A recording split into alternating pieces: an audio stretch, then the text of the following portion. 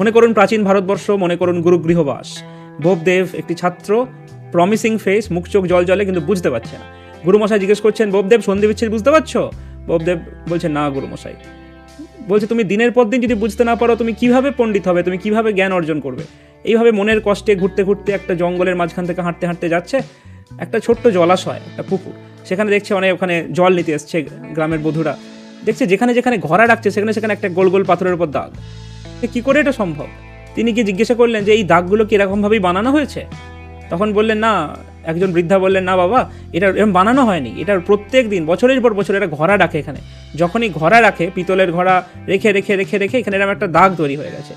তখন বোপদেবের মনে চেতনা এলো যে এত শক্ত পাথর আর ঘোড়া রাখছে, কখনো মাটির ঘোড়া, কখনো পিতলের ঘোড়া, কিন্তু বছরের পর বছর ধরে যখন সেটা রাখছে তখন সেটা একটা দাগ পড়ে যাচ্ছে। তাহলে আমার মন যত কঠিনই হোক, আমি যদি রোজ নির্দিষ্ট সময়ে পড়াগুলো পড়ি, যদি আমি বছরের পর বছর পড়তে থাকি, তাহলে আমার মনেও কি দাগ পড়বে না? আমিও কি শিখবো না? এই ইন্সপিরেশনটা ওই জলাশয়ের ধারে যে শিক্ষা তিনি পেলেন, তার জীবন পুরো বদলে দিল। তারপর থেকে তিনি কঠোর অধ্যবসায়ের সাথে দিনরাত এক করে পড়াশোনা করলেন। এবং এই বোপদেব, যিনি ভালো করে শিখতে পারছিলেন না, যিনি রোজ গুরুমশাইয়ের কাছে অপরাধবোধ হতো তার যেতে, যে পড়াশোনা বলতে না পারার জন্য, তিনি মহাপণ্ডিত হলেন। তিনি মুগ্ধ বোধ নামে সেই বিখ্যাত বই রচনা করলেন, যা তাকে বিখ্যাত বানালো।